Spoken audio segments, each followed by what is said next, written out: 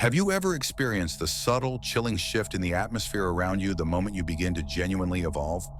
It rarely manifests as open hostility. Instead, it seeps through in the carefully barbed joke meant to diminish your progress, the unsolicited advice dripping with concern trolling, or the hollow, awkward silence that greets your attempts to discuss a newfound depth of thought. This social friction is not a coincidence or a sign you're on the wrong path. It is the first undeniable proof that your mental metamorphosis is real and potent. What you are witnessing is the raw, uncomfortable collision between a burgeoning strength and a stagnant comfort zone.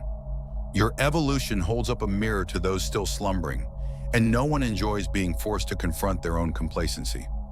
If you feel a pang of recognition, if you've started thinking critically, acting with newfound purpose, and questioning the very foundations of your former beliefs, only to be met with isolation and judgment, understand this. You are paying the entry fee for a mind of immense power. This is the profound and often painful insight Friedrich Nietzsche gifted to the world, a philosophy not for the faint of heart, but for those willing to become terrifyingly authentic. A mind that operates on its own terms, that creates its own values rather than consuming prepackaged truths, is the ultimate threat to collective mediocrity. Nietzsche saw society not as a collective of individuals, but as a herd, bound by a shared, unspoken agreement to never question the confines of the pasture. When you decide to think for yourself, you shatter that agreement. You become dangerous, not in a violent sense, but in a revolutionary one. You are dangerous to systems of control, dangerous to those who derive their identity from the group, and most critically, dangerous to the fragile, unactualized self you are leaving behind. This journey is not for those seeking comfort or easy answers. It is a call to arms for those who are exhausted by their own insecurities, who feel the tectonic plates of their psyche shifting, and who are ready to construct an inner citadel so formidable that no external force can ever breach it. This is about building a mind that does not bend, and that unyielding rigidity is what terrifies those who have built their lives on compromise. To view Nietzsche merely as a philosopher is to profoundly underestimate him. He was a psychological surgeon, dissecting the human soul with brutal precision to expose the rot of inherited beliefs. He was the thinker who dared to stare into the abyss of a seemingly meaningless universe, and rather than retreat, chose to dive in. His central thesis is counterintuitive to modern self-help. True, unshakable strength is not born in peace, stability, or positive affirmations. It is forged in the crucible of suffering, chaos, and despair.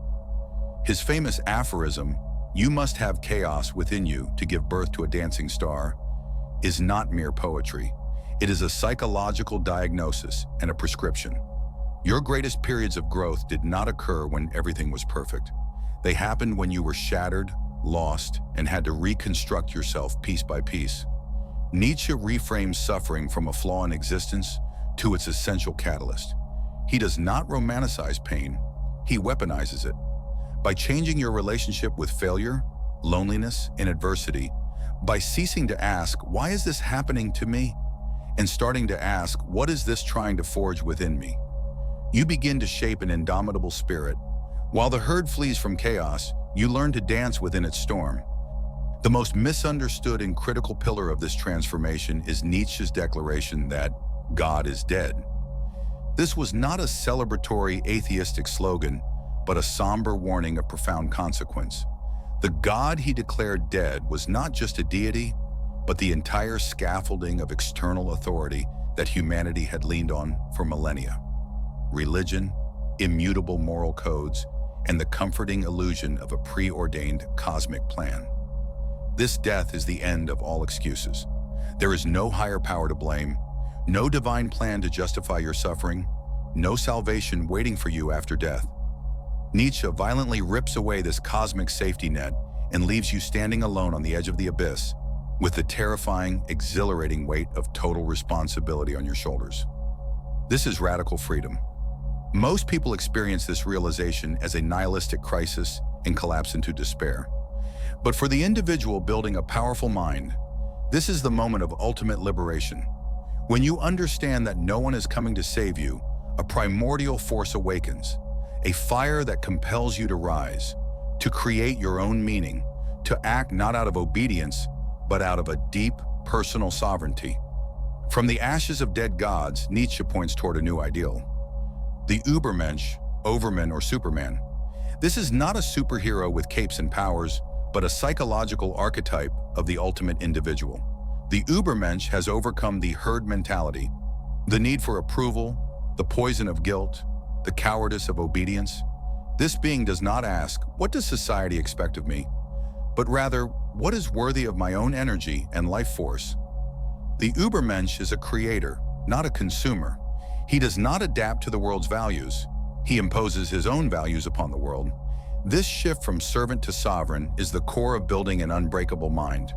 Your identity is no longer built on the shifting sands of external validation, but is forged in the iron of your own will, what Nietzsche called the will to power.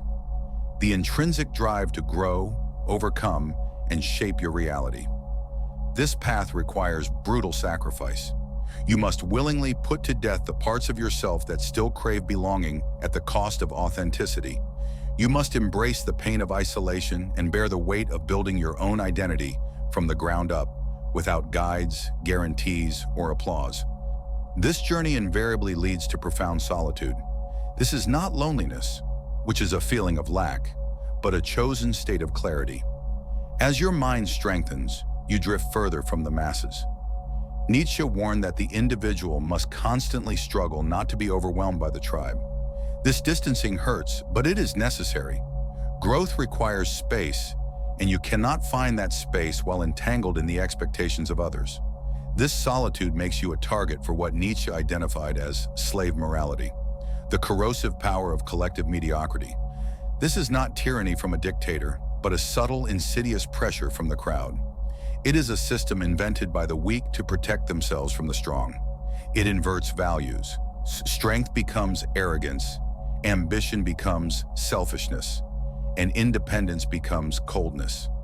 Your brilliance exposes their mediocrity, and their weapon is not argument, but social punishment, shame, gossip, exclusion, and the relentless pressure to conform. To stand firm is to declare war on this mediocrity. Your very existence becomes a provocation, a living critique of an unconscious life. They will not attack you with logic, but with numbers and social consensus, all designed to make you doubt yourself and return to the fold. The cost of this mental strength is exorbitant. You will lose friendships founded on superficiality. You will forfeit opportunities that require your submission. You will sacrifice the comfortable numbness of belonging. You will trade the easy camaraderie of the herd for the potent clarity of your own company. In return, you gain everything: integrity, the unshakable knowledge that your actions align with your own values; lucidity, the ability to see the world and the people in it with unnerving clarity, free from the filters of dogma and delusion; presence, a power and authenticity so potent that your silence becomes more commanding than another's shouted arguments. This is not a one-time achievement, but a continuous process of self-overcoming. The strong are not those who have won, but those who remain engaged in the eternal internal war between who they were and who they are becoming. Nietzsche's goal was not to create followers, but to provoke internal earthquakes, to force you to stop crawling for approval and start building a legacy with the raw materials of your own examined life. You become dangerous because your authenticity is a mirror, and most people are terrified of what they might see in it. So the question is not whether you can build such a mind, but whether you have the courage to pay the price for the unparalleled freedom it grants. The path is lonely, the cost is high, but the reward is the one thing no one can ever take from you: your unbreakable self.